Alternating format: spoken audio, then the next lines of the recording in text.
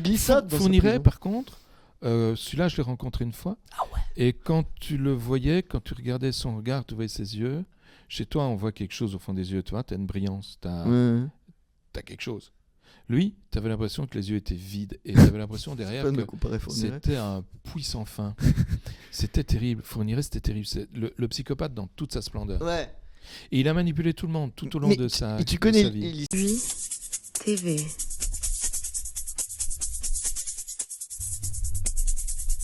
La TV qui se moque de tout, même de lui. Quand on lui parle de la mort, la peur de la mort s'éloigne, mais la peur de la vie grossit. Il a l'habitude que la mort le précède comme un véhicule de police, le suive comme un domestique ou l'accompagne comme un chien.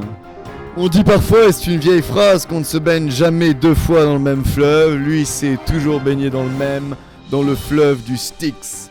Les morts sont ses seuls amis. Il discute avec eux, il leur fait l'amour. Il les congratule d'avoir quitté ce monde pourri. Et il s'enquérit de leurs habitudes dans l'autre monde. Et il leur promet parfois une visite prochaine. Philippe Boxo, bonsoir. Lui, TV.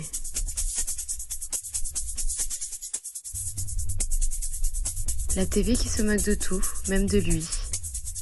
Bonsoir, quelle belle introduction. Ouais, vous avez vu, c'est ça, écrit en 5 minutes. Simon, c'est top. Parce que alors, on doit quand même préciser dans cette émission que ça a été fait à la dernière minute. Oui, un peu. Vous êtes venu de Belgique.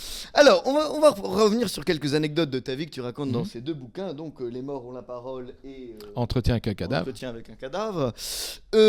C'était très drôle, ça. C'était une dame qui avait tué son mari et qui l'avait mis au congélateur. Est-ce que tu veux nous raconter cette histoire qui est vraiment extraordinaire ? C'est complètement fou. En fait, génial, elle tue son mari, effectivement, parce qu'il y a une grosse dispute. Madame a un amant. Bon, le mari est à la porte de la maison. Il vit ailleurs, mais il revient quand même. Visiblement, il est toujours amoureux de sa femme. Et dit, on a une dispute. Mais il n'y a pas de témoin. Elle dit, on a une dispute. Et elle le tue avec une hache. Ouais. Tout le monde a une hache dans sa cuisine, tu sais ça. Tout le monde. Dans ta cuisine, j'ai été regarder, il y en a une. Donc, il y a une hache, elle le tue à la hache, et puis une fois qu'elle l'a tué, elle est bien emmerdée parce qu'il est mort, elle décide de le couper en morceaux. Et elle fait des petits sacs fraîcheur, tu vois, ces sacs comme au congélateur. Elle les découpe en morceaux, les tape au congélateur, et tous les soirs, entre 20h et 22h, 20h parce que c'est l'heure à laquelle les enfants montent au lit, c'est quand même leur père qui est dans le frigo, et 22h parce que c'est peut-être un moment où les voisins pourraient être inquiets, eh bien elle prend des morceaux, elle les met dans un insert, tu vois les inserts, pour ceux qui ne savent pas, c'est ces machins à bois où tu fais brûler du bois, mais ça monte à des températures qui atteignent les 600 degrés, comme c'est puissant. Elle les met dans l'insert, une fois qu'il est bien chaud, après 20h, à 22h elle arrête, et elle détruit tout le corps de son mari de cette manière-là. Mais la question c'est aussi, si elle les avait congelés, décongelés, ça aurait pu tuer d'autres personnes. Si elle les avait fait manger parce que de la viande congelée, décongelée, mais ça c'est très... Non, ça n'a pas été le cas. Elle n'a pas fait. Elle n'est pas allée jusque loin. C'est pas Hannibal Lecter, la dame. Oui. Elle n'a pas fait. Donc elle a tué son mari, elle l'a brûlé, quoi. Et ce qui est extraordinaire, c'est qu'elle raconte l'histoire. C'est ça ce qui est génial, c'est que la nana dit « Ah non, mais je l'ai tué là » et on pense qu'elle fabule, on pense que c'est une folle. Et on l'envoie chez le psychiatre. Oui. Qui dit « Bah non, elle fabule. » Mais la juge constate quand même... Le mec, il n'est plus là. Donc, il n'a plus bougé à sa carte de crédit, il n'a plus touché à son GSM, la voiture ne bouge plus. Il y a un souci, quoi. Et la juge me dit, écoute, on va faire une reconstitution, il faut que tu viennes. Je dis, moi je veux bien venir, mais j'ai pas de corps. Il n'est pas grave, tu vas pouvoir lui poser des questions. Et c'est ce qu'on a fait. Et comme je sais comment un corps évolue quand on le brûle, en fonction de la température, etc., tout ça je sais. Eh bien, j'ai pu interroger la dame et dire, madame, vous dites que vous avez brûlé votre mari, qu'est-ce qu'il est resté comme morceau ? Il reste toujours des morceaux. Elle m'a décrit exactement les morceaux qui restaient. Quelle couleur avaient ces morceaux ? Elle m'a décrit exactement la couleur qui correspond à la température maximale de l'insert. Donc, elle me disait la vérité parce que tout ça n'est pas dans les bouquins. Elle n'aurait pas pu le découvrir dans les livres. C'est raconté nulle part. Donc, si elle le disait, c'est qu'elle avait vraiment vu. Voilà. Extraordinaire. Et c'est comme ça qu'elle a été et pourquoi souvent, c'est vrai, dans pas mal d'histoires criminelles, les gens qui découpent leur mari ou leur femme, c'est au courant, mettent toujours au congélateur. Je me suis toujours demandé pourquoi. Bah pour éviter que ça pue. Ah oui, d'accord. Ça putréfie assez vite. Précise, oui, j'y avais pas pensé. C'est qu'il y a toujours une sorte de congélateur. Oui, j'en ai retrouvé plusieurs dans les congélateurs. J'ai retrouvé, non, c'est pas moi qui retrouve, mais on m'a amené un congélo dans lequel il y avait une mère et son enfant. Son fils. Ensemble ? Oui, ensemble. C'était le nouveau compagnon de la maman qui avait buté le fils. En fait, il avait tapé dessus, il s'était cassé la tête sur un coin de meuble, il s'était mis à saigner, il avait fait une hémorragie, etc. Il était mort. Et Et, c'est pas anodin, la femme s'est rebellée contre son compagnon qui venait de casser la gueule de son fils, ne savait pas encore qu'il était mort, et lui l'a tué également. Donc 2 morts, il les a tous les 2 mis en congélateur. Ah ouais. Mais c'est comme l'histoire, comment s'appelle-t-il, l'affaire très connue, ce russe il y a 2 ans qui était professeur, grand professeur napoléonien, un grand universitaire. Non, Je connais pas cette histoire. Ah, bon. C'est pas Il grave. avait trouvé son étudiante et tout aussi. Ah oui, aussi. Et il l'avait mise aussi au congélo. Il l'a mise aussi au congélo, mais alors après il a voulu la jeter dans la Seine, dans le fleuve russe, sauf qu'il était bourré, alors il est tombé lui aussi dans l'eau, et on l'a retrouvé avec des sacs, évidemment, il est tantôt... Et mort. Oui. On l'a retrouvé mort. Oui, mort, oui. Non, vivant, vivant. Ah, Mais évidemment la personne était morte puisqu'elle était en plusieurs morceaux. Oui, il était en prison. Ah bah tiens. C'est dommage, c'était un plus grand historien napoléonien européen. Hein. Eh ben, il a voulu reproduire la Bérésina. Oui, sans doute. Ouais, ça me semble. Alors, il y a une autre histoire que tu racontes qui est extraordinaire, c'est par exemple, comment on différencie un suicide d'un meurtre. Tu racontes cette histoire de ce gars qui était pendu chez lui et on te dit bah, c'est un suicide. Et toi, comment tu vois que c'est pas un suicide? Le gars faisait 130 kilos. Ouais. Sa femme en faisait 65. Donc ça déjà c'est intéressant à savoir parce que ça va jouer un rôle. Et on le retrouve pendu dans sa cave et la corde passe au-dessus d'un tuyau. Ouais. On va parler du tuyau. Elle redescend, elle est accrochée à un autre tuyau qui lui est à hauteur du sol. Mais le tuyau qui est en hauteur, c'est un tuyau qui est engainé. Et comme on faisait à l'époque, on faisait des gaines avec du plâtre que l'on mélangeait avec cette substance qui aujourd'hui est interdite, qu'on appelle l'amiante. C'est un tuyau qui persistait. Ça veut dire que le tuyau est friable. Donc quand tu mets la corde dessus, elle s'imprime dans le tuyau. Ouais. Et je trouve du plâtre sur toute la longueur de la corde quasiment jusqu'au sol. Et ça, c'est pas logique. Pourquoi est-ce qu'il y aurait du plâtre sur cette corde jusqu'au sol? Ça ne tient pas la route. Donc la seule solution pour moi, c'est qu'on avait tiré sur la corde, ce qui peut expliquer aussi qu'elle était enfoncée, il y avait un enfoncement dans le tuyau, et qu'on avait pendu le gars. C'est extraordinaire. Or, comme la femme fait 60 kilos et que le gars en fait 130, je sais déjà que c'est pas elle. C'est elle. Sinon, elle aurait eu la grâce. Et d'être quelqu'un, cas de le dire.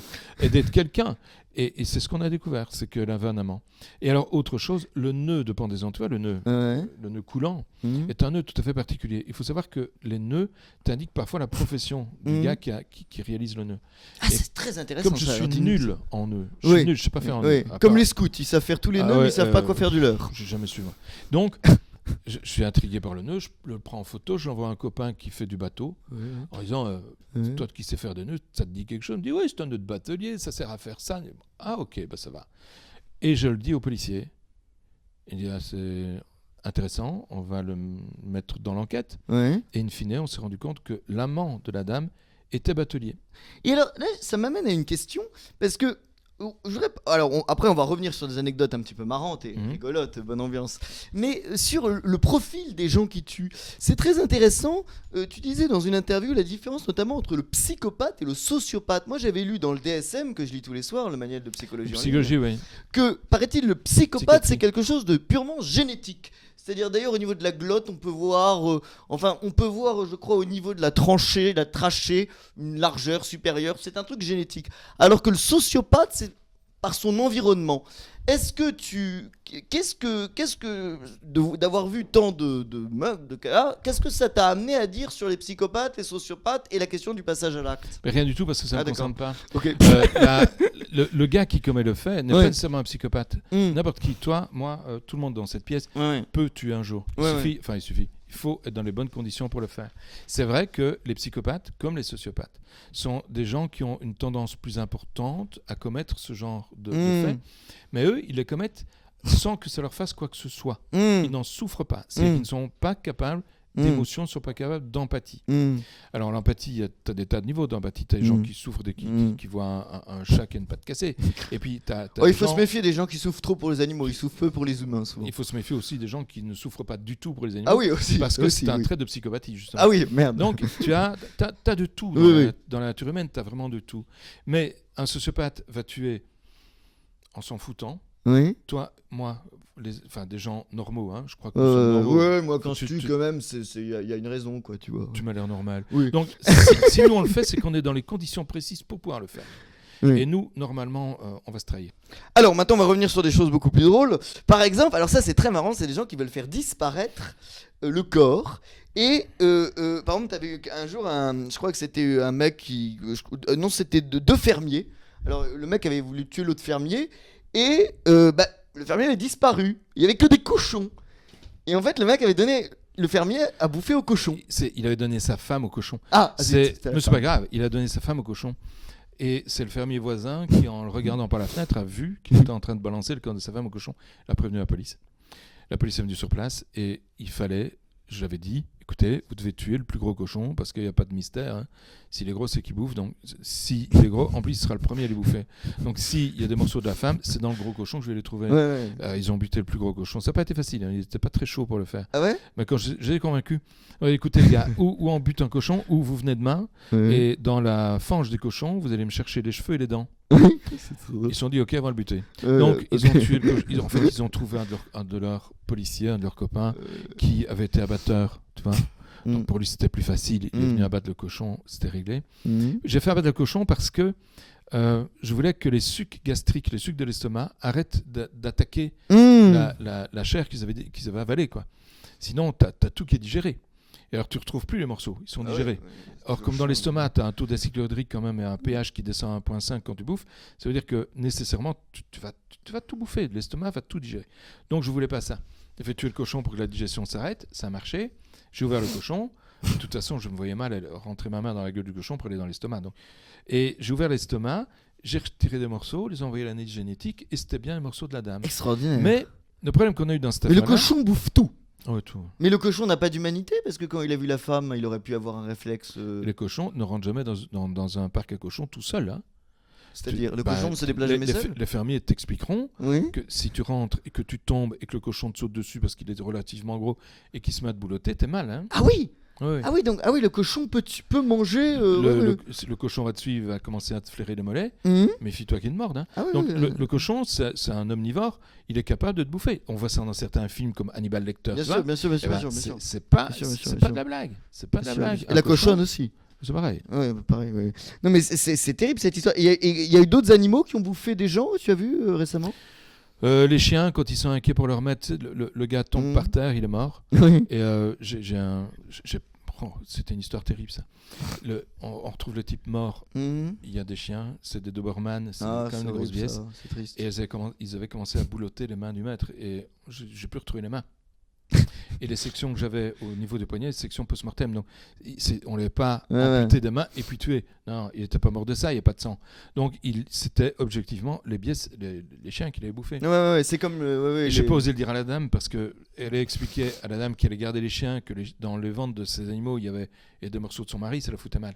Donc, j'ai rien dit du tout et le corps est parti comme ça. Ah ouais. Et d'autres animaux aussi que tu as vu, non? Des rats. Des rats. T'as déjà vu un rat manger quelqu'un? Ouais. Ah oui? C'est un cadavre qu'on a retrouvé. Le rat est devenu obèse. Alors là. Non. Ah non. J'ai pas eu le temps de vraiment le voir. Il avait creusé une galerie ici, tu vois, juste au-dessus du sternum. Il était rentré dans le thorax. Et alors quand j'ai ouvert le thorax, j'ai vu le trou. J'ai secoué le corps pour voir s'il n'y a rien qui sortait. Et je me suis dit, quand je vais ouvrir, il va falloir que je fasse gaffe quand même. Je ne mettrai pas mes doigts. Et quand j'ai ouvert le thorax, le rat est sorti.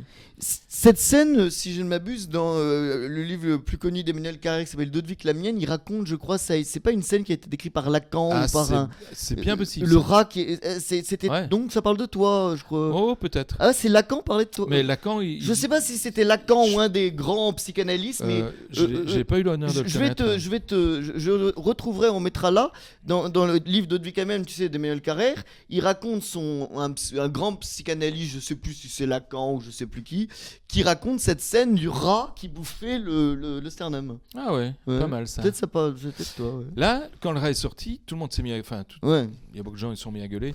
Et alors c'était marrant, chaque fois qu'il passait dans une pièce, t'avais les gens qui se mettaient à braire dans la pièce où il passait, c'était assez comique. C'est drôle, oui. Alors, quel est ton... J'avais d'autres questions. C'est assez intéressant, alors quand un corps mort, tu racontes que le corps se met à gonfler, il devient vert, puis noir, mais ce qui est très intéressant, c'est que les cheveux et les cils continuent de pousser. Très peu, mais un petit peu. Un petit peu. Toutes les cellules ne s'arrêtent pas en même temps. Ouais. Les cellules continuent un peu à vivre. Et les cellules cutanées, donc celles qui produisent les cheveux, les poils, etc., effectivement, continuent à vivre. Et donc, clairement, t'as une repousse qui se fait. Et quand t'as les cheveux teints, on va... Mais c'est petit, hein, c'est vraiment minime, c'est de l'ordre du millimètre. Ouais. Mais ça existe. Une histoire géniale, alors, je sais plus si c'est le mec qui avait tué sa femme, mais je crois le mec avait tué sa femme. Non, c'est la meuf qui avait tué le mec, mais en fait, elle avait tué le mec alors qu'il était déjà mort d'hémorragie cérébrale 2 heures avant. C'est une fille qui tue son père, ça. Oui. Elle arrive en pleine nuit pour le buter. Oui. Elle est homosexuelle et son père ne supporte pas les homosexuels. Et il lui La en fille veut est homosexuelle. Ouais. Il lui en veut un mort, c'est un con, il l'aimait pas. Oui, Voilà. c'est pas une belle Un personne. homophobe. Et en pleine nuit, elle arrive chez son père. Elle connaît le code de la sonnette du signal d'alarme. Elle connaît tout, c'est où est le flingue. Elle va chercher le flingue, elle vérifie qu'il est chargé. Elle arrive dans la chambre de son père qui est un peu éclairée par l'éclairage de nuit de la rue. Et elle vide le flingue dans le corps de son père. Elle dépose le flingue, elle se barre. Elle tire super bien. Toutes les balles sont dans le corps. Et t'en as quand même une qui a clairement traversé le cœur. Donc, elle a bien visé. C'est correct. Seul problème, c'est qu'il était déjà mort. Et la loi prévoit que pour tuer quelqu'un, il faut qu'il soit vivant. Donc, puisqu'il était mort, elle n'était pas passible de quelque condamnation que ce soit. C'était pas une meurtrière. Pourtant, elle a avoué le meurtre. Elle l'a revendiqué même. Elle l'a reconnu. Et quand on l'a retrouvé pour lui dire, écoute, arrête de courir. Parce que quelqu'un en cavale, on sait bien qu'il peut commettre divers délits, larcins et autres. On ne voulait pas que ça se produise pour protéger la population. Et donc, on l'a arrêté. Et puis, il a fallu que je lui explique, t'as pas tué ton père. Elle ne me croyait pas. Oui, elle était déçue. Non, elle n'est pas déçue, mais elle ne me croyait pas. Non, puisque là, elle était libre. Elle a été condamnée pour rien. Tuer un mort, ça n'existe pas. Mais c'est vrai. Voilà. Qu'est-ce qu'elle devient d'ailleurs, cette nana ? Aucune idée. Ah oui, d'accord. Ça aurait été marrant, je sais pas. Mais dans les non, médias. ça, tu vois, on n'a pas, nous, le suivi. On n'a pas. C'est dommage, ça. Non. En même temps, c'est rare de suivre le suivi des morts. Il faut rester neutre. Oui. Et pour rester neutre, on garde des distances. Alors, autre chose, tu racontais une fois, ça c'était assez amusant, où tu as dû travailler alcoolisé. Je crois que tu étais en soirée. Toi, j'étais en sortie, j'étais en garde. Je rentre chez moi, on trouve pas le médecin légiste de garde. Oui. Et on me dit, écoute, faut que tu viennes. J'étais pas bourré, mais j'avais un bon gramme. 1,5 gramme. Hein. Ouais, pas loin. Un peu en dessous. Et je dis aux policiers, ils me disent, écoute, on vient te chercher. Je dis, je peux pas, j'ai bu de l'alcool, je peux pas conduire. Bon, c'est pas grave, on vient te chercher. Ok, on vient me chercher. Il y a une ambulance ? Ils disent oui. Tu leur dis de pas partir. Et j'étais à l'ambulance, je t'ai prendre une bouteille d'oxygène pur. Tu respires ça te dégrise un coup. J'ai fait la descente, j'ai rien fait d'autre. Donc j'ai pris la note de descente. Et puis on m'a ramené chez moi. Et le lendemain, j'ai fait l'autopsie, j'étais clean. D'où l'oxygène dégrise ? C'est un fait. Ah, c'est génial. Ça dégrise instantanément. Ouais. Et pourquoi tous les gens qui conduisent bourrés ne prennent pas de l'oxygène ? Parce que ça ne change rien. Tu redeviens cohérent, mais ta capacité à gérer tes mouvements, à anticiper, c'est-à-dire à prévenir un accident, parce que c'est ça le problème, ne disparaît pas. Oui, mais alors quel était l'intérêt de prendre de l'oxygène ? Tu récupères tous tes esprits. Oui, ce qui est déjà pas mal. C'est ce qu'il faut. Oui, mais ça pourrait... Et on peut s'en procurer de l'oxygène ? Il faut demander. Ouais, mais ça peut s'acheter en pharmacie ? Fais gaffe, ça s'enflamme, ce truc-là, c'est hyper dangereux. Ah oui. Ah, c'est le truc qu'on met dans les briquets ? Je sais pas ce qu'on met dans les briquets. Ah oui. Mais méfie-toi. Vous qui pensez en acheter ? Si tu fumes à côté d'une bouteille d'oxygène, t'as plus de maison. Ah oui, à ce point-là, d'accord. C'est assez dangereux. En plus, souvent, s'il y a de l'alcool, en plus, si je n'utilise la bouteille d'oxygène que quand je suis alcoolisé, c'est un des seuls cas qu'on connaisse. Tu vois ce qu'on appelle la combustion spontanée. Oui, c'est très drôle ça. C'est spécial parce que j'en ai jamais vu. Chaque fois qu'on m'a dit il y a une combustion spontanée, j'y vais, c'est pas ça. Donc il y a un cas qui est référencé au monde et qui semble vrai. C'est un mec, on est chez les Américains, on est dans plein désert d'Arizona. Et dans le désert d'Arizona, il est assez mince, pas un gros. Il est complètement bourré. Il transpire forcément parce qu'en plein désert, il fait chaud. Et il continue à boire. Et puis, à un moment donné, il veut allumer une cigarette. Mais ce que tu dois savoir, c'est que quand on transpire, la composition de notre sueur reflète la composition du sang. Donc, dans la sueur, il y a aussi de l'alcool. Et vu qu'il y a tant de chaleur dans ce désert, il évapore aussi l'alcool qu'il est en train de transpirer. En clair, autour de lui, tu as toute ceinture de vapeur d'alcool. Okay, il allume sa cigarette, il se fout le feu, le gars. L'alcool qui est autour de lui prend feu. Et donc, le gars a commencé à se consumer sur place. Il est mort. On a appelé ça une combustion spontanée. C'est vrai, cette histoire ? Elle est totalement... Ah ouais, incroyable. Elle a été référencée, donc il n'y a pas de problème. C'est pas vraiment une combustion spontanée, puisque c'est pas spontanément qu'il a pris feu. Il a pris feu parce qu'il s'est foutu le feu, d'une certaine manière, tu vois. Voilà. Mais c'est le seul cas au monde connu. Ah oui, c'est étonnant, incroyable. Alors aussi, il y a d'autres choses extrêmement amusantes. Par exemple, c'est dans les morts ridicules. Je pense que ça doit être Il y en dans a les quelques-unes, hein. Darwin Awards, cette combustion spontanée. Il y avait le mec qui avait avalé une fourchette. Ça, c'était un bon vivant, c'est un mec très marrant, qui était bourré et il commence à avaler une fourchette, mais il n'est mort que 9 jours après, parce qu'il avait toujours la fourchette en lui. Alors, attention, une fourchette, tu t'imagines tout de suite une fourchette telle que t'en as à Oui. table. C'est pas ça. C'est une fourchette de friterie. Ah, ok. Alors, la fourchette de friterie, c'est une fourchette en plastique. Mm. Et il n'avait que la partie avec les dents, Mm. pas le manche. Mm. Donc, il avalait la partie avec les dents. Et cette partie avec les dents s'est calée dans l'œsophage un peu Mm. bas, à l'endroit où l'œsophage croise l'aorte. Mm. L'aorte, c'est le plus gros Mm. vaisseau du corps. Hein. C'est Mm. celui qui amène le sang depuis le cœur jusque partout dans Mm. l'organisme.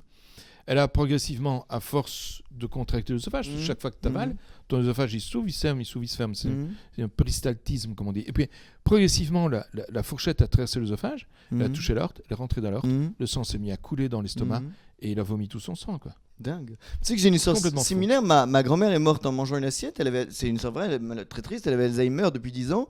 Et, Une assiette en quoi? En faïence ou en je crois que porcelaine ou quoi? c'était, tu vois, alors je sais pas, c'était peut-être en semi-rigide. Uh-huh. Et elle a voulu manger l'assiette, elle a voulu l'avaler, ça s'est coincé dans la trachée. Les pompiers sont arrivés, mon grand-père, elle est morte à l'hôpital. Ouais. Bon, en même temps, elle avait Alzheimer. Ouais, parce qu'on mange pas une assiette de soi-même. Bah non, enfin... T'as connu des gens, ouais. On se me viendrait pas on a connu des gens, je me souviens pas, je sais pas si tu te souviens, mais à la télé, on a vu à l'époque sur les télés françaises, Oui. un gars qui a bouffé un vélo. Il a avalé les pièces du vélo les unes après les autres, après les avoir démontées, et scié et coupé, il a avalé un vélo et il chie un vélo aussi. Hein. Il y a aussi t'avais un jour autopsié un mec et t'as retrouvé une boule de Noël dedans. Ouais. Ça, il s'était poussé une boule. C'était pas une boule de Noël, c'était une boule avec de la neige. Ah oui. Tu vois, comme on a ici à Paris, t'as la tour Eiffel, et puis tu retournes la boule, il y a de la neige qui tombe, c'est très joli. Et on l'a mis sur la table de radio, ça me souvient toujours. Et je vois dans son anus, dans son rectum plutôt, un truc que je n'identifie pas bien, mais je vois quand même qu'il y a une structure qui ressemble, c'était une tour Eiffel, effectivement. Et puis, je fais bouger la table, et tu vois la neige qui va d'un côté à l'autre, en fonction de c'était complètement fou. Mais ça, c'est très courant parce qu'en fait, il y a beaucoup de gens qui font l'erreur. C'est Patrick Pelou qui m'a raconté, qui quand ils utilisent des godes destinés au vagin, le mettent dans l'anus, alors que l'anus c'est un aspirateur, ça aspire. Exactement, faut faire gaffe avec ça. Ah, oui, ça pop, ça aspire. Une fois que c'est dedans, pour aller le chercher. Ouais, mais le problème c'est que tu contractes l'anus, Ouais. donc ça reste dans le rectum. Et pour aller le chercher, il faut t'anesthésier. Il y a des gens qui contractent aussi en faisant l'amour. T'as des femmes qui contractent bien, font un vaginisme terrible, contractent sur la bite. Oui, mais le problème, c'est que le sang qui est dans les corps caverneux ne redescend plus, donc il reste coincé. Et t'as un mec qui est coincé comme ça à l'intérieur de la bonne femme, il ne sait pas sortir. Alors, ce qu'il faut Très faire, courant chez les animaux, chez les chiens, ça paraît. ça, je vais t'en parler juste après. Tiens, tu me donnes une idée, toi. J'ai une histoire avec ça. Et il faut faire une piqûre de Valium à la femme pour qu'elle se relâche. À ce moment-là, ça repart. Ouais, mais t'as des gens qui ont été amputés du pénis à cause d'histoires comme ça, parce que le sang ne circulait plus. J'exagère à peine. Ah non, mais l'histoire même du rectum sur les godes, c'est très courant, tous les jours aux urgences, tous les jours. Et l'histoire que j'ai eue, c'est une femme qu'on retrouve morte à domicile avec plein de sang qui se coulait du vagin, tu vois. Et j'arrive là et je me dis, elle a été violée, elle a été pénétrée avec quelque chose qui a déchiré les pores vaginales, ça doit être quelque chose de terrible. On va l'autopsier. Et puis, comme je fais toujours quand j'entre dans une maison où il y a un macabé, je fais le tour de la maison, je regarde un peu partout, je regarde les pièces, s'il y a des médicaments, tu vois, c'est une enquête quoi, médicale. Et je vois qu'il y a une assiette pour le chien, je dis il y a un chien ici, ouais. C'est quoi comme chien? Ah c'est une grosse biesse, hein, c'est un berger malinois, c'est vraiment une grosse bête. Et je dis il est où? Écoute, il est un peu agressif, on l'a mis à la fourrière, je dis, ça va. Et puis voilà, ça me sort de la tête. Et puis je fais mon autopsie, je vois que le vagin est complètement éclaté avec des déchirures, des artères utérines, enfin un truc, elle est morte d'une hémorragie, elle est morte sur place, elle a perdu connaissance de douleur, elle est morte d'hémorragie interne, un petit peu extériorisée mais surtout interne. Et puis je cherche du sperme, évidemment, j'en trouve, et je regarde ça au microscope, je dis mais c'est quoi ce truc? J'avais jamais eu ça de ma vie moi. Et je demande à les copains vétos, ils disent c'est du sperme de chien, tilt. Incroyable. Le chien était en train de baiser sa maîtresse, t'as l'os qui cale là, tu vois, chez les chiens il y a un os dans le pénis, il cale, je suppose que quelqu'un est venu sonner à la porte, en tout cas le chien a été distrait, il s'est barré, mais qu'une bête, c'est le cas de le dire, du vagin de sa maîtresse, il a tout arraché, elle est morte comme ça. Ce qui n'est d'ailleurs pas interdit, je vais préciser d'un point de vue légal, tu me confirmes là, je crois que ce qui est interdit dans la zoophilie, c'est la souffrance animale. Par exemple, si un chien te sodomise, le chien ne souffre pas. Donc ça c'est permis. Si par exemple toi tu sodomises un chien, là c'est puni parce que le chien souffre. Si c'est un âne, c'est moins puni parce que l'âne souffre moins. Ça dépend de la souffrance de l'animal endurée par l'acte En tout cas, sexuel. je sais que la souffrance de l'animal, le mal-être animal, Oui. est sanctionné, mais ces détails-là, je les connais pas. Je t'avoue. Ah mais que- c'est vraiment des détails. On a étudié la je te loi, hein, crois. on avait fait une mission sur ça. Je te Hein. crois. Ouais, c'est Pas mal. en fait, si par exemple on sodomise une poule, c'est très très condamné parce que là c'est monstrueux. Si c'est un âne, c'est quasiment juste une amende. Ah ouais. C'est dans le code pénal. Je promets. Ouais. C'est Alors pas mal. continuons. Il y avait cette chose très drôle alors du père qui avait enterré sa fille alors qu'elle était vivante. Ça aussi, c'est un moment assez C'est un exceptionnel. moment génial. On m'a demandé de réautopsier la morte. Oui. C'est pas moi qui ai fait la première autopsie, mais pour l'identifier cette fois-là. Donc, t'as le père, il enterre sa fille avait disparu, etc. Il a cherché, il l'a retrouvé par un grand truc. C'est l'époque où on n'avait pas les GSM Oui. aussi performants qu'aujourd'hui. Et t'avais pas le système de localisation, etc., qui fait que ta femme sait toujours où tu es. Eh ben, à l'époque, voilà, le GSM de la fille était tombé en panne. Pas de nouvelles de sa fille qui était partie faire un tour en France. Et puis un jour, on téléphone au gars en disant écoutez, on a retrouvé votre fille, elle est morte, est-ce que vous pouvez venir la voir? Elle n'était pas visible. Donc il a vu la main parce qu'elle était en voie de putréfaction, donc c'était difficile de la montrer. On montrait la main. Et puis il a enterré sa fille, il rentre chez lui. Après le jour de l'enterrement, donc, après il rentre chez lui, il est à peine chez lui, il s'assied dans le fauteuil, le téléphone sonne, il répond pas. Je dis merde, qu'on me foute la pelle, hein, je viens déjà d'une journée. Le téléphone insiste. Et puis il réinsiste. Il dit bon ça va, je le prends. Il décroche. Allô papa? Et heureusement qu'il n'est pas cardiaque le gars, sinon pour le coup il était mort. Et sa fille était à la gare. Elle l'attendait, elle lui disait écoute voilà je viens de rentrer, tu peux venir me chercher, je suis à la gare. Et du coup, qui était la meuf? T'es pas morte?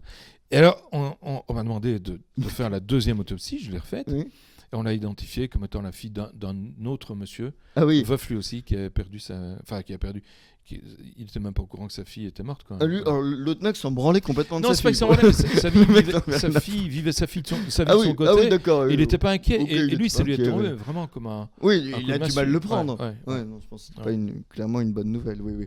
Non, alors il y a d'autres histoires extrêmement drôles. Il y a par exemple, ça c'est un record du monde que tu as vu. Alors ça je sais pas si tu l'as vu toi ou si tu le racontes. C'est un mec qui s'est suicidé en se tirant 14 coups de feu. Non, je l'ai vu. Ah, tu l'as vu ça? C'est dément. Alors lui, il est extraordinaire. C'est une carabine. Ouais. Avec un verrou. Tu vois? Ouais. Ça veut dire un verrou. Non, mais. Pour tout le monde, bah, je t'explique. Oui. Un verrou pour tout le monde, t'as un petit chargeur, il y a 6 munitions dedans, puis t'as un verrou. Alors le verrou, tu l'ouvres, tu tires vers l'arrière, t'as une munition qui monte, tu pousses le verrou, tu fermes. Ok. La munition est en place, tu tires, la balle part, tu ouvres le verrou, tu tires vers l'arrière, t'as la douille qui sort, puis t'as une munition qui vient, on repousse la munition, tu fermes le verrou, tu tires. 14 fois, elle a fait ça, l'homme. Et alors, le problème qu'il avait, c'est que l'arme était bien mise, elle était juste en face du cœur. Mais comme ses bras étaient un peu courts, il était obligé d'incliner l'arme, la mettre de profil, et en mettant de travers, il ne touchait plus le cœur. Il bousillait le poumon, mais il ne touchait plus le cœur.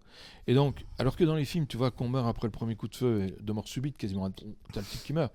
Lui, au bout du 14e, il est toujours en vie. Je crois qu'il a dû se croire immortel. Mais en même temps, il est fort mal. Il s'est vidé de son sang, et il est mort exsangue. Extraordinaire. Ouais. Alors d'ailleurs Vice avait fait un article génial qui s'appelait les 100 meilleures façons de se suicider, qui classait tous les modes de suicide. Je me souviens de ça. Il a été supprimé, interdit. Ouais, il a été interdit. Alors je voulais peut-être qu'on revienne un peu dessus. Alors malheureusement je ne l'ai plus, mais on va essayer là. Dans mon souvenir, et ils évaluaient les pourcentages de réussite à chaque fois. Et alors est-ce que tu te souviens? Moi je m'en souviens, mais quel était le suicide le plus réussi? Non, ça je m'en souviens pas. La noyade. Ah oui. Bah oui, parce que si le mec il prend des somnifères, il va à un connaître sauvetage au plein milieu de la pleine mer. Mais la pendaison, ça marche très bien aussi. C'est pour ça la noyade. Oui, l'arme dans le la balle dans le crâne. Ah non, alors ils écrivaient que dans la pendaison, il y avait une fois sur 3 la corde cassée. Oui, en tout cas, le type ne mourrait pas nécessairement. Oui, c'est possible. Oui. Ça, ouais. Et souvent, malheureusement, quand les gens se tirent, c'est assez compliqué, paraît-il. Il faut tirer dans la mâchoire, car sinon les mecs se mettent juste une balle dans la tête, mais ils ne meurent pas. Faut tirer. C'est pas un choix. Je peux pas te donner de recette, mais. Effectivement. Si j'aimerais bien. On m'avait expliqué de tirer dans la mâchoire. Je t'expliquerai après. Oui, d'accord. Mais ici, quand tu tires dans la tempe, ce qui se produit souvent, c'est qu'on meurt pas. Parce que dans les régions antérieures, il y a pas grand chose. Il y a le centre des sentiments, d'expression des sentiments, le centre. Voilà, ça oui. Mais Parfois, ce qui arrive, c'est que j'ai eu plusieurs fois des gens qui se tirent dans le crâne à cet endroit et qui ne meurent pas, c'est qu'ils touchent un nerf optique. Et donc, le gars risque de devenir aveugle parce qu'on est pile à l'endroit où se trouve le passage des nerfs optiques. Putain. Et j'ai un type qui se suicide comme ça. Mourir, tu m'y fais penser. J'ai une cassette, c'était l'époque des cassettes vidéo. Je suis un dinosaure quand je parle de ça, mais c'est ça. Le type se filme en se suicidant. Il y a des gens. Okay. Il prend un flingue à 9 mm, c'est du bon calibre. Il se tire un coup de feu ici dans la tempe. Et tu vois qu'il ne meurt pas. Et effectivement, j'avais 2 coups de feu. Et ça m'intriguait, 2 coups de feu. Pour un suicide, c'est toujours... tu te dis, il y a peut-être quelqu'un qui est intervenu.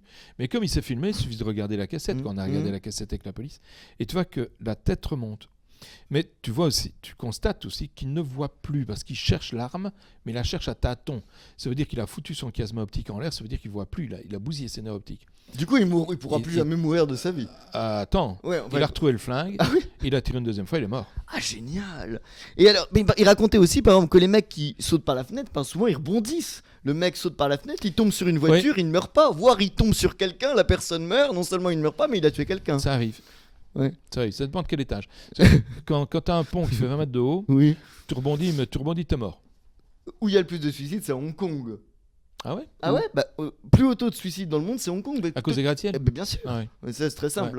300... Mais quand tu vois ce qui s'est passé à New York là, en 2001, les gens qui sautaient des Twin Towers sont tous morts. Il n'y a pas un seul qui a survécu. Hein. Est-ce qu'on est d'accord que la pire technique de se suicider, je veux dire, c'est même pas un suicide, c'est un truc de nana qui veut faire parler d'elle, c'est les filles qui s'ouvrent les veines dans la baignoire, ça n'a jamais marché. Ça marche. Mais dans des conditions très spécifiques que je ne vais pas te décrire, en tout cas pas là. Mais j'y crois pas. Ça marche, j'en ai déjà vu. Ah ouais? Ouais. Mais il faut des conditions vraiment spécifiques. Ouais.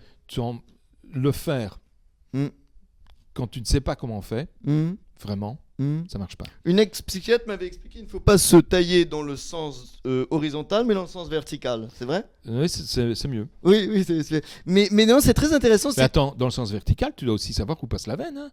Tu peux te couper dans le sens vertical et une pète dans la veine, simplement dans la chair. Ah ouais, non, mais c'est le truc le plus pourri du monde. À chaque fois, la meuf se retrouve. J'ai un gars qui décide de se suicider. Alors, il décide de se suicider et il utilise 3 moyens différents. Le premier, il s'ouvre la veine, ça rate. Ça rate parce qu'il ne sait pas où. Le deuxième, il veut s'injecter de l'air dans le système veineux en se disant je vais faire une embolie gazeuse, je vais faire une bulle d'air quoi. Il arrive juste à injecter de l'air en périphérie de la veine parce que la veine, il faut encore la trouver, c'est pas évident quand tu ne sais pas. Et la troisième méthode, c'est il a pris le garrot qui lui avait servi pour trouver sa veine, il se l'est mis autour du cou, il a serré. Et il est mort, strangulé. Ah ouais, extraordinaire. Ouais. J'ai une dame qui tente de suicider tant qu'on y est. Hein. Ouais. Mais là, c'est plus une dénissection. Mais quand je la trouve, elle est pendue. Elle est morte.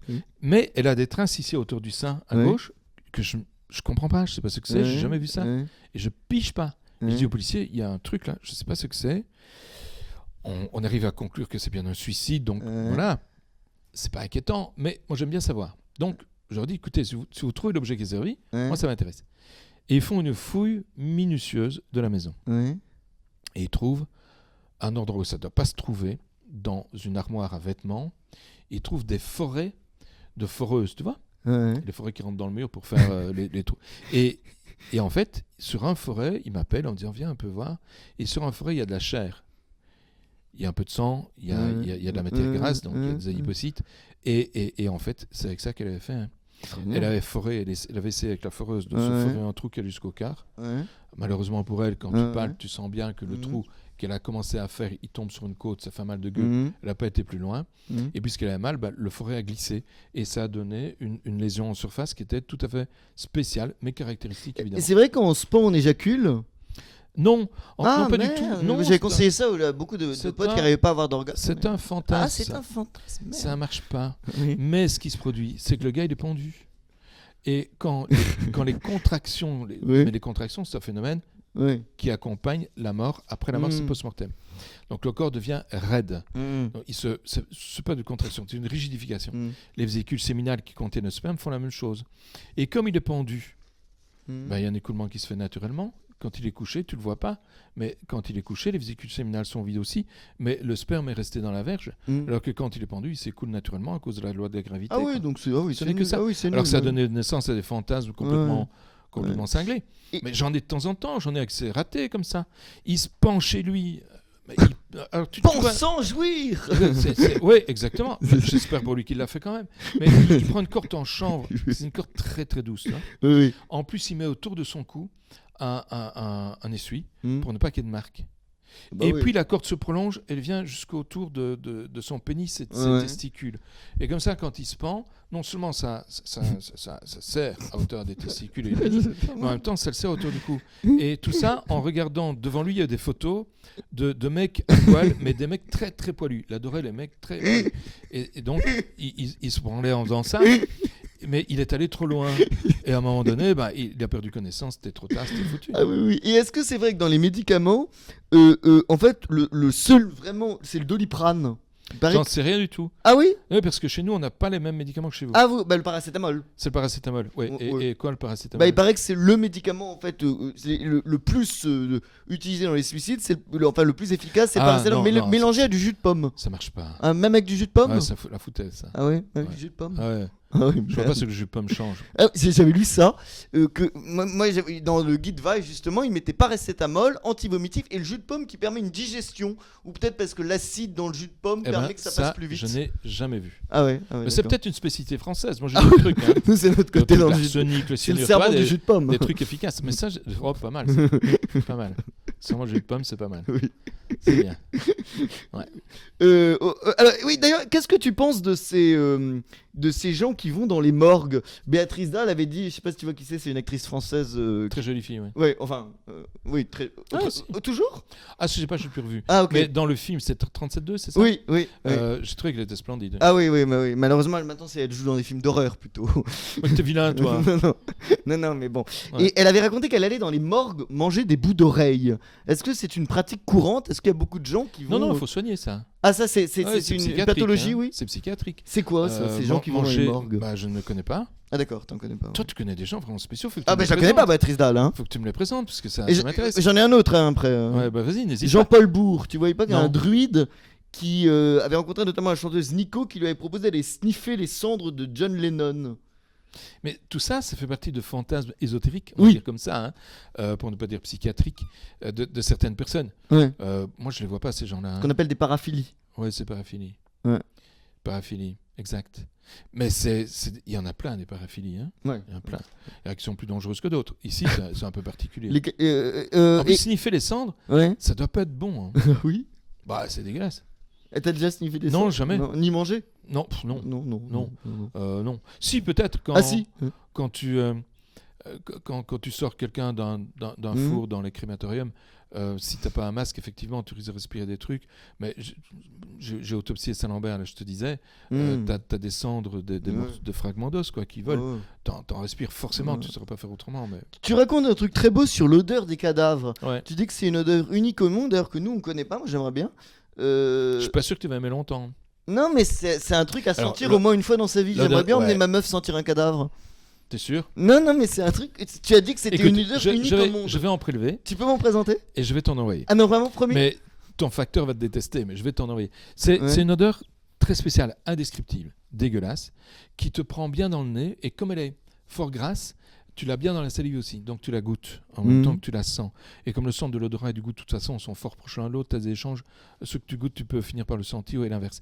Mais là, c'est vraiment une odeur répugnante. C'est vrai qu'elle est unique.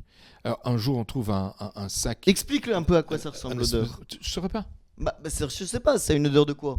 Vaguement, ça de- pourrait de- ressembler à quoi? Ah, mais ça ressemble à rien. Ça ressemble à de la putréfaction.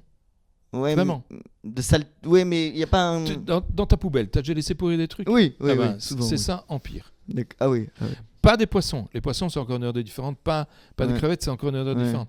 Mais si tu laisses pourrir de la viande, Hmm. t'es pas loin de l'odeur humaine. Mais l'odeur humaine est très spécifique. Et un jour, on m'appelle à cause d'un sac qui puait la charogne au bord d'un terrain vague. Hmm. Et on m'appelle en me disant, viens voir, on a trouvé un sac, visiblement à l'intérieur, il y a un bébé. Hmm. C'était l'idée. Pourquoi? Parce que le sac était petit. Ah ouais. Et que ça sortait de la charogne, ils se sont dit, bon, il y a un Souvent bébé. oui. C'était logique.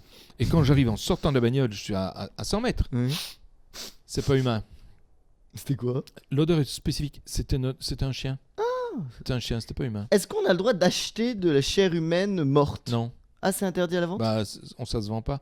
Oh, bah, oui, mais est-ce que ce serait légal de s'acheter et de vendre? Non, Non. sûrement pas. Le Ah. cannibalisme est interdit. hein. Non, mais pas pour la manger. Ah, mais même. Ah ouais, Non, des gens qui non. voudraient exploser. Non, la seule chose en Belgique que l'on peut on est en emporter Belgique. d'un mort, ce sont ses cendres. Et tu en fais ce que tu veux. Tu n'es pas obligé de les enterrer, tu peux les garder à la maison. Mais un morceau de cadavre, certainement pas.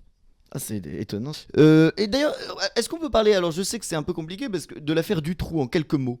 Du coup, comme c'est un peu compliqué, je ne sais pas quelle question poser. Bah tiens. Mais, Mais comme j'ai joué dedans, je peux pas beaucoup en parler. oui, Pour alors qu'est-ce que tu peux dire? Ça sera plutôt ça Bah, ma question. rien. D'accord. Non, mais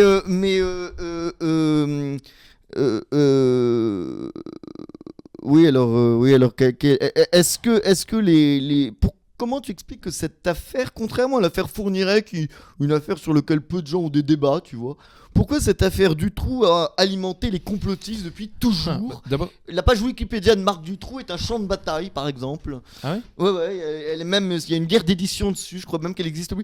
Genre, tout le monde, c'est une affaire qui a alimenté, pourquoi tous les complots du monde entier sur l'affaire Dutroux?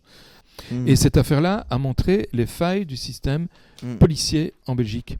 Et c'est arrivé chez nous à quelque chose d'effarant, c'est que on a revu complètement la manière de travailler, on a revu complètement la police, on a eu des accords qui étaient particuliers, où les forces de police ont été confondues, on a supprimé la gendarmerie, on a créé la police locale, la police fédérale. Ça a été chez nous, en Belgique, un très très grand bouleversement, et c'est surtout aussi la première fois qu'on a une histoire comme ça. Fourniret débarque, il est bien pire que Dutroux. Fourniret débarque, et lui il arrive alors que Dutroux est déjà installé, tu vois. Donc quelque part il peut paraître moins important parce qu'on a déjà Dutroux, bien sûr, mais en ordre d'importance, Bien s'il sûr, fallait bien sûr. qualifier un ordre d'importance, Fourniret était beaucoup plus dangereux que Alors, Dutroux. je suis complètement d'accord. Je trouve que Fourniret est déjà beaucoup plus intellectuel. Et tu sais que Fourniret avait écrit un livre de jeunesse, Ah non. Ouvrier mon ami. Ah bon. Il faudrait peut-être qu'on pense à le rééditer. Fourniret, au départ, avait écrit un manifeste, un peu dans une idée un peu proudhonienne, de manifeste un peu ouvrier, solidariste, tu vois ce que je veux dire, qui s'appelait Ouvrier mon ami. Tu vérifieras. Ah, pas mal. Très drôle. Non, je sais Mais pas. Fourniret est beaucoup plus, je trouve, l'affaire Fourniret est beaucoup plus intéressante que Dutroux, qui est une affaire en fait assez simple, j'ai envie de dire. C'est une affaire qui n'est pas très compliquée, l'affaire Et Dutroux. pas très intéressante. Et au moment où on a eu Dutroux, on a tout trouvé. Ouais. Et on a trouvé les corps des fillettes, on a tout trouvé. Par contre, au moment où on a eu Fourniret, il y a plein de corps qu'on n'a jamais retrouvés. Ouais. Et par contre, il y a un truc qui est intéressant qu'on ne dit jamais nulle part à propos de Fourniret et des cadavres que l'on cherche toujours, c'est que un cadavre, quand il putréfie, peut disparaître complètement. On a eu une catastrophe à Liège où c'est 2 maisons qui ont brûlé, explosé, détruites, enfin bref. Et je cherchais à identifier une dame, et pour identifier cette dame dont je n'avais plus que quelques morceaux dans l'incendie, je devais avoir le corps de son fils qui était enterré 2 ans plus tôt dans un cimetière à Liège où la terre laissait passer à la fois l'air et l'eau. Et donc, elle était bien drainée, cette terre. Le corps avait pratiquement complètement disparu en 2 ans. Et là, on est des années après, et on cherche le corps de fillettes qui ont été enterrées, qui ne sont pas des cadavres très importants, plus petits. Il est tout à fait possible, en fait, qu'on ait déjà retourné la terre où étaient enterrées les fillettes et qu'on ne les ait pas trouvées. Parce que les corps ont été complètement détruits par la putréfaction. Et on n'a pas encore retrouvé tous les enfants que Michel Fourniret. On ne les retrouvera peut-être pas pour cette raison-là. Oui.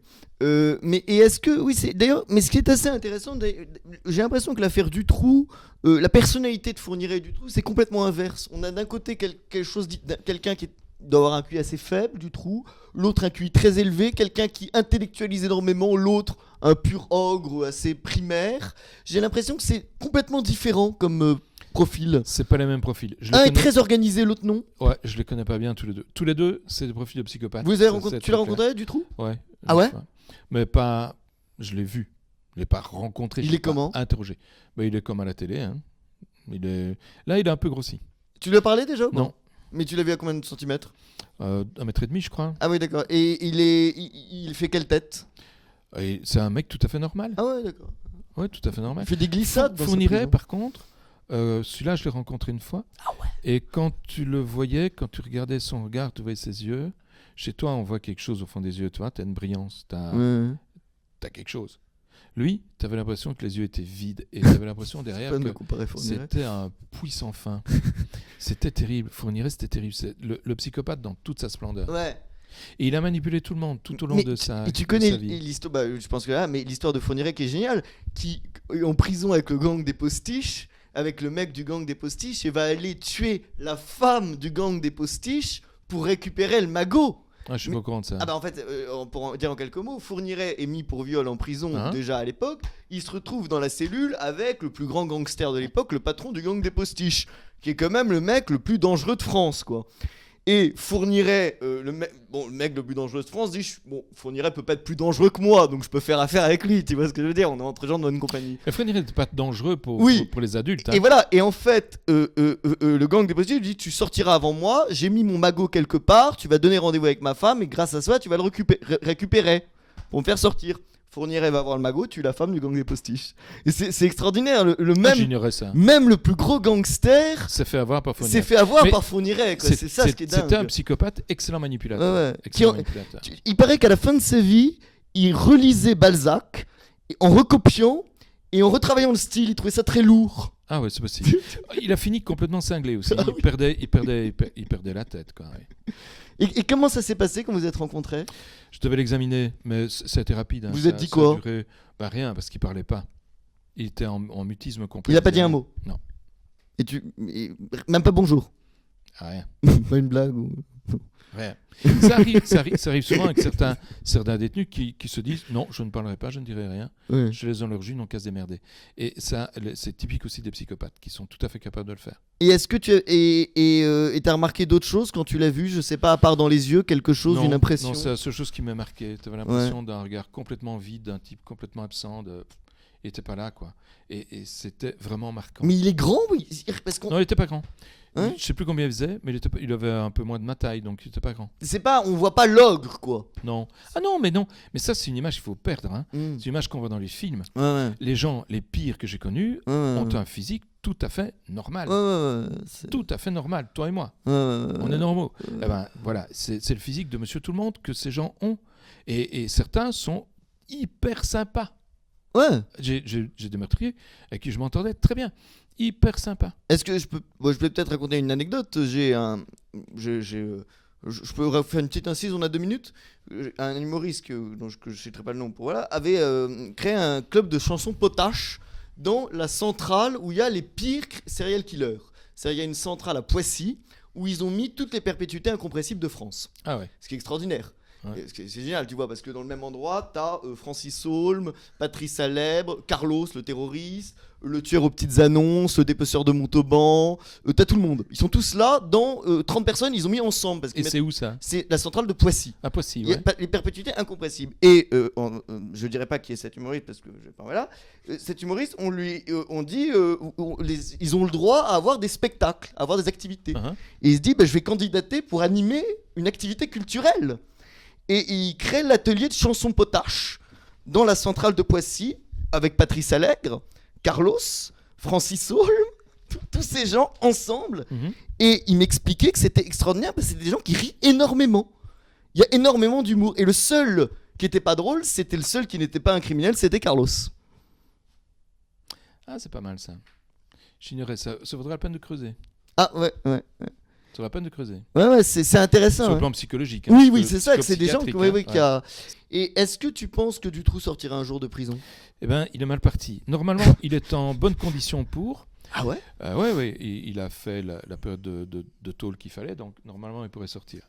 Seul truc, c'est que pour sortir de prison chez nous, il faut avoir un plan de reclassement. C'est-à-dire il faut que tu aies la possibilité de dire je vais aller à tel endroit, je vais exercer tel métier, montrer que tu vas te réinsérer. Et il n'y arrive pas. Parce qu'il a essayé de se réinsérer. Oui, via son avocat. Donc son avocat. Il voulait le réinsérer dans quoi ? Ah, j'en sais rien du tout.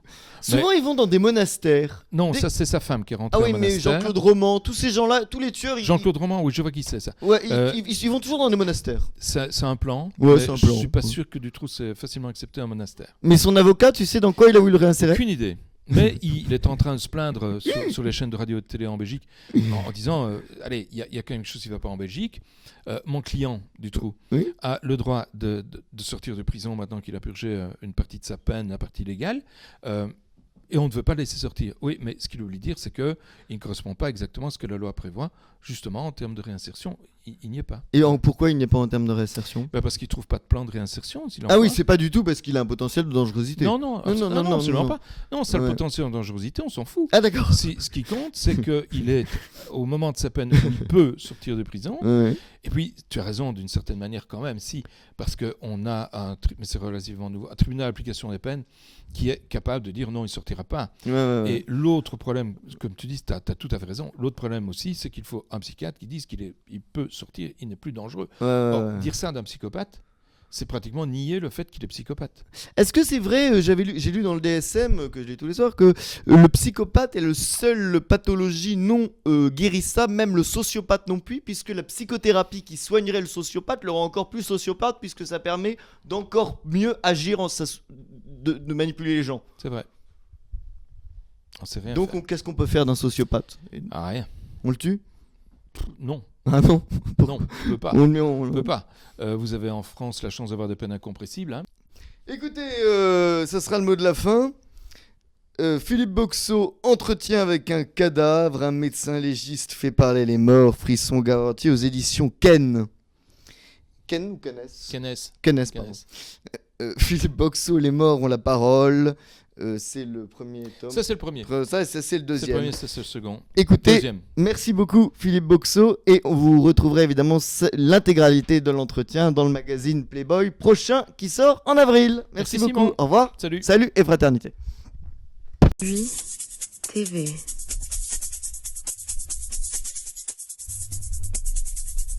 La TV qui se moque de tout, même de lui. Pas grave. Okay. Vas-y. Ton prénom? Simon. Simon, ça va comme ça. Tu peux m'appeler Patrick. Lui, TV.